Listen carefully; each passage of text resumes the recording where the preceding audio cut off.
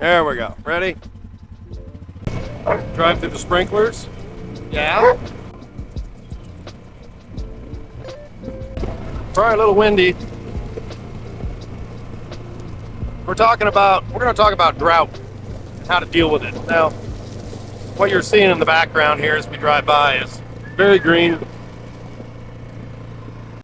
So we're going to go look at the cattle. We're going to show you what we do or what we're doing to mitigate this drought.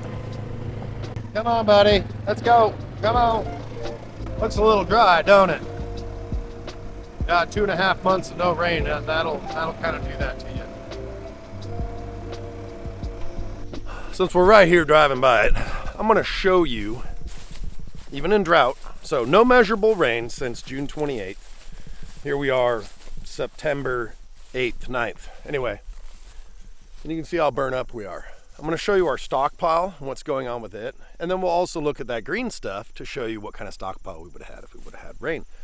But even though this is all burned up and this looks like hell, we harvested over 300 cow days an acre on this, even considering the drought. So we got a grazing event right at the beginning of the drought, and then we finished it up once all the plants went basically dormant, senescence, and took off some more forage. Now you can see there's still some forage here, and we will graze that completely off come winter if we need to, and I think we're going to need to. But so we're going to head up, keep going.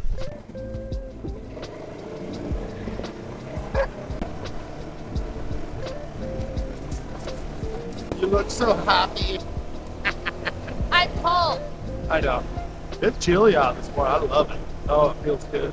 Okay, so first things first that we want to look at when we're talking about animal condition, especially in these trying times, drought. So what are we going to have? We're going to have grass that is, well, most likely over mature, lower palatability, higher fiber, lower energy, possibly. We don't know that necessarily until we start observing, but definitely lower protein. So first things we're going to do, we're going to go look at the cattle, and I'm going to show you the good and the bad and the ugly. So the reason I'm saying that is I'm not cherry picking like a lot of our favorite YouTubers. Only show you when everything's going great and everything is fat as can be and everything is perfect and everything is green. Well, that's not reality. So first things first, we're going to look at with our animals to determine if our lactating mothers have adequate protein is we want to get up here earlier, and I didn't get up here soon enough, and we should have woke them up, meaning get them up off the ground after they've been ruminating and relaxing. And what we're going to look for, first thing, we're going to look at their bag fill, how much milk they have. If their udder looks a little shrunken and tight and close to their belly, they don't have enough protein.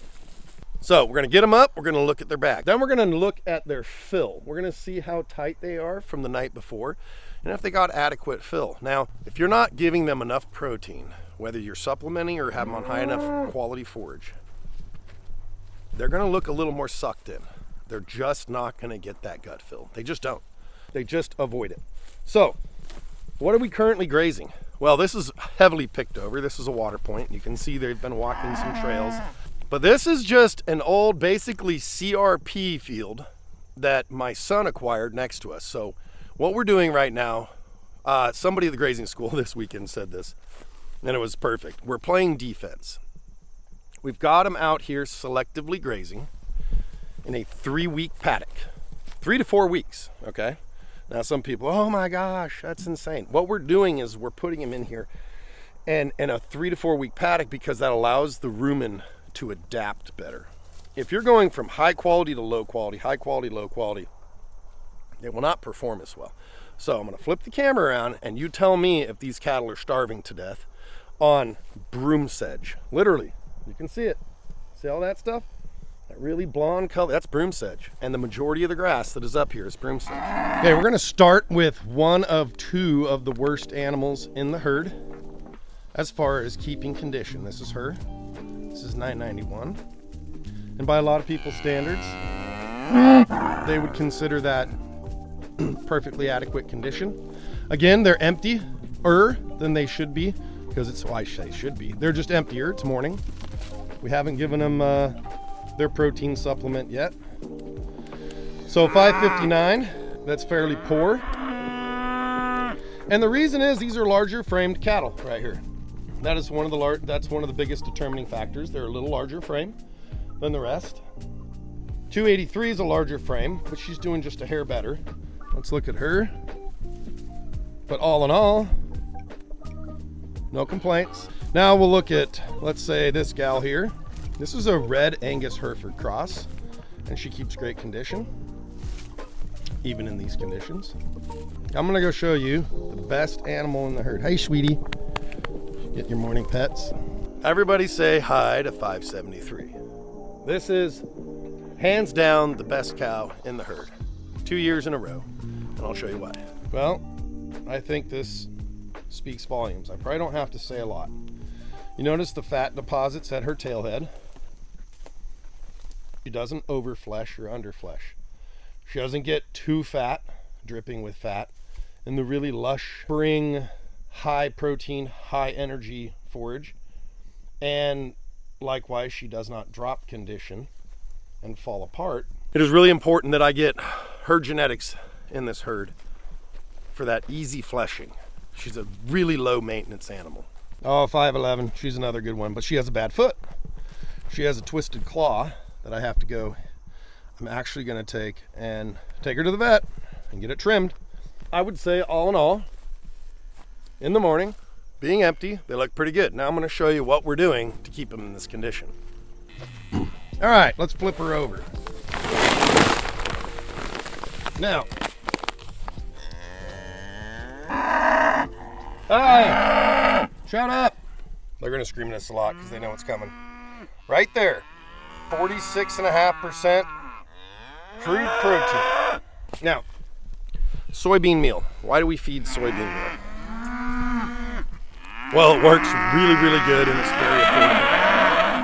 I'm gonna wait till we get these animals fed so you can hear me talk, and then I'll explain it.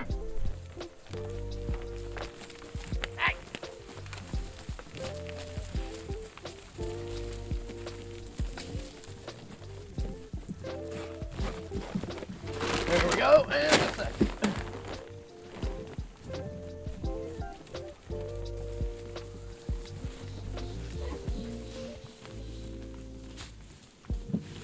Hey, come on. Or which 5'11"? Maybe. Okay, so if we put it out here to load it and then drag them in, well, the yearlings push under, and then we got them out here and it's a mess. So we just go in there, defend ourselves, pour it in. So that's 46.5% protein. Why are we giving them protein? Well, the microbes in their gut need the protein to digest this lignified, I'm gonna show you, really lignified, old nasty stuff. Hey buddy, a really good looking bull calf there. So there's trapped energy in there. There's sugars in that, but they can't get to it if they can't digest the lignin. I do keep some dry molasses around if they need it, because technically speaking, since this is a 3-week paddock, their very first bite on their very first day is going to be the highest energy, the highest quality, and by week 3 or 4, whatever it's out of forage, that'll be the lowest. So as you start getting lower and lower and lower in the plant, you have less protein, less sugars. So we kind of have to watch that, but all in all, I'm really happy with what they're looking like. So that protein right there, those 2 bags, cost me $19.50. So I'm feeding my herd right now for $19.50 a day, 30 animal units. Well, that's a heck of a lot cheaper than feeding hay. So that is why we supplement with protein when they need it. Yes, you can feed hay, but you know what? Although this looks terrible out here, and it is, they're still making a living on it at, let's just say, 20 bucks a day. That is how we deal with these drought conditions. Really poor quality forage. We're playing defense. We're just letting them selectively graze so they have better nutrition. Give them that protein, watch their condition, and last but not least, we're going to be here in just a few days. So we're going to be early weaning because the nutritional requirements for a lactating mother versus a dry cow is double. So we're going to reduce that, and then we should be able to cut our protein. They'll fatten up. They'll be ready going into winter.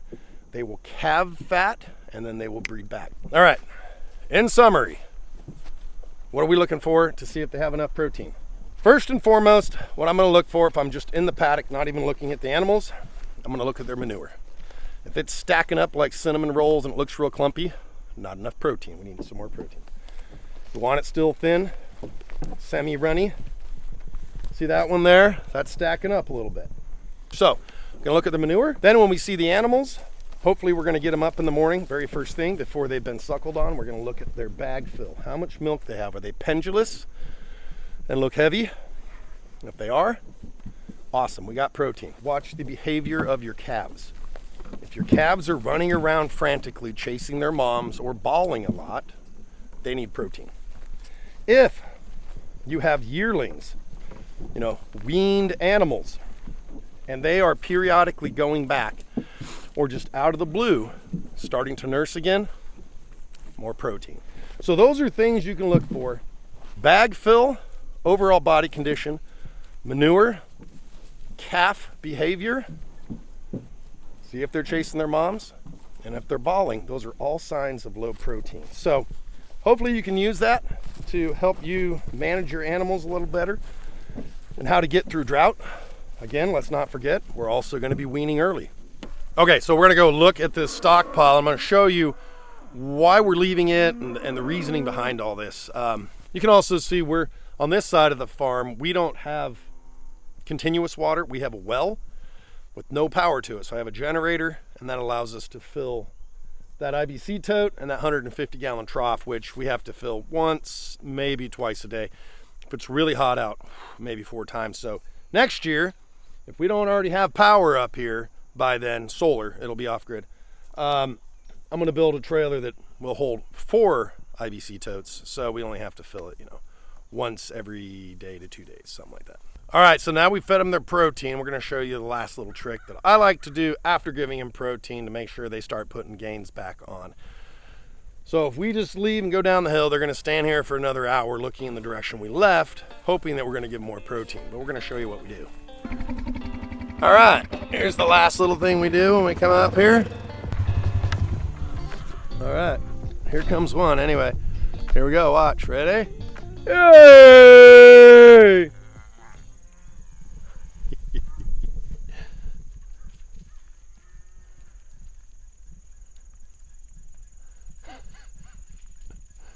Baddies. You think it's dry? Look at that. That's just running through pasture. But you know what? With a little bit of protein supplement, they perform really well on broom sedge. As you can see, they're doing just fine. This is morning, so they're not that full. And I'll show you what they look like come evening. They will be very round, very fat, very tight looking. We want to be able to bounce a quarter off them. End of the day, we want them so full, their rumen so tight. If you have them where they're tame enough, you should be able to poke their rumen. That is the left side in front of the hook. Poke it. It should feel like a rock. That's what we want. We want it really, really full rumen. That's what's going to give them better performance. If they don't fill all the way up at night, they're not going to gain that well. They'll look more empty the next day. A lot of that's a direct correlation to how much protein's in their diet. All right, so once they wander all down here, we'll leave in that direction to not lure them back to the top, and they'll get to grazing right away. All right, well, that's that. See you, kids.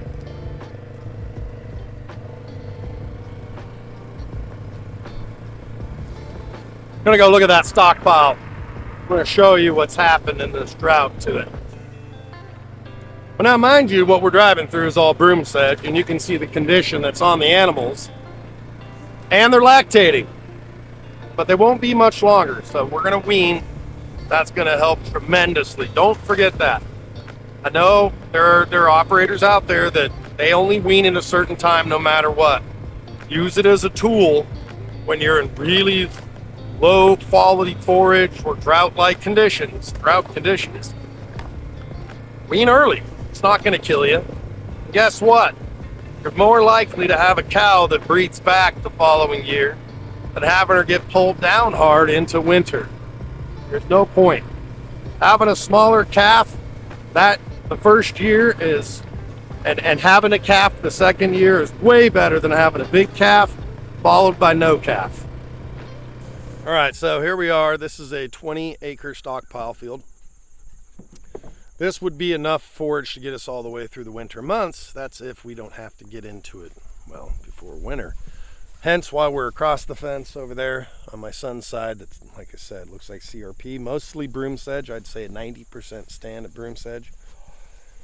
This is mixed species grass here, beaked panicum, purple top tridents, some fescue, tiny bit of orchard grass. We had an unbelievable amount of legumes in here, mostly white clover this year with some red. Quite the stand. It was like, there wasn't a square inch out here that didn't have clover. It was beautiful. So it was really hard to watch it burn up and disappear. But after a first frost, and if you're going to graze this as a stockpile, you know, most of the legumes are gone and drop their leaves anyway. So, but they are helping to fix nitrogen in the soil. This doesn't look great, and it's hard to see, but we're gonna graze this winter, 4 breaks a day, ultra high harvest efficiency, and this is gonna give us an unbelievable amount of forage to get us through the winter. We're hoping and praying for some rain, hence why we're playing defense. If we can get some rain, we'll get the fescue to come back up in here, and this will be a really high quality stockpile that we won't have to take and supplement any protein. Now we're gonna go down the hill back to where I'm irrigating, and I have been for the last 3.5 weeks. I'm gonna show you the difference. How fast it can perk up if you actually get some moisture. Okay, so you can hear the sprinkler in the background. I've been watering down here, like I said, for the last probably 3.5 weeks now. Looking at this, I've walked through that, and I'm gonna say 300 to 350 cow days an acre in one grazing event is what we'll be able to harvest out of that. So that is what we're looking for in that season-long rest. We're looking to put on an absolute ton of biomass, and that is what's going to get us through the winter without huge feed bills. You know, hay is your #1 highest feed input that you can possibly put on your land, and if you're using it specifically to build soil fertility, it is incredibly expensive to do. I'm not saying don't, and I'm not saying it's a bad idea. I'm saying it's expensive. So, you know, those areas that we feed hay, of course it improves those areas. But if your #1 thing, the reason you feed a lot of hay is because you're trying to build soil fertility, well, that doesn't hold a candle to what stockpiling does. Remember, feeding from the surface and trampling from the surface doesn't do hardly 1 iota in comparison to season-long rest, season-long stockpile, because those plants, once they become very, very full of energy, they create a lot of exudates. And those exudates are what's actually feeding your soil. All that stuff you're trampling from the surface, that is short cycle carbon, volatilizes rapidly, and that is what selective grazers are constantly trying to maintain and preserve, is that litter layer on top, and that's what's going to give us fertility. Well, it helps some, yes, but not compared to season-long stockpile. This literally changes your land in 1 to 2 years. By the 3rd year of stockpiling that land, that'd be 3 individuals, so that could take you 6 if you're stockpiling grazing, stockpiling grazing, stockpiling grazing. That could take 5, 6 years depending on your rotation, but I would recommend stockpiling your worst ground and actively grazing your best ground until you kind of have a level playing field across your farm. That way you have the best nutrition going in your animals at the highest yield during the grazing season, and you are improving your worst fields the fastest by season-long rest. So that's what we do. Hey buddy, you come down to say hi to everyone? What are you doing? Tigger is a funny cat. So real quick recap, we just looked at 3 different levels or qualities of forage: the garbage the cattle are on currently, the stockpile on top of the hill, which they should do pretty well on. We will harvest it very high efficiency this winter. This stockpile down here, which is miles ahead of everything else on the farm.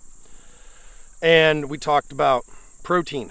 How to identify if your cattle have enough protein. Look at their manure, get them up in the morning, look at their bag fill on lactating moms. Their bag should be full. It should look pendulous and heavy. And then also observe your calves' behavior throughout the day.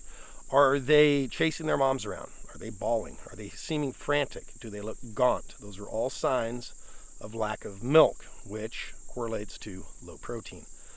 Then, lastly, in a very, I would say, extreme situations of low protein, you might see yearling calves start trying to nurse again because they are low on protein, and so they instinctually will try and nurse. So any rate, hope you guys gained something from that today, and we'll keep bringing these tidbits to you as we learn and learn to navigate and mitigate things like drought and everything else in this animal husbandry and ranching lifestyle. So thanks for sticking around. See you on the next one. Say bye to everybody, bud. Say bye. I'm gonna say bye to everybody. You hunted me all the way down to the bottom of the pasture. You came all the way down here just to come get a pet, didn't you? It's a long voyage.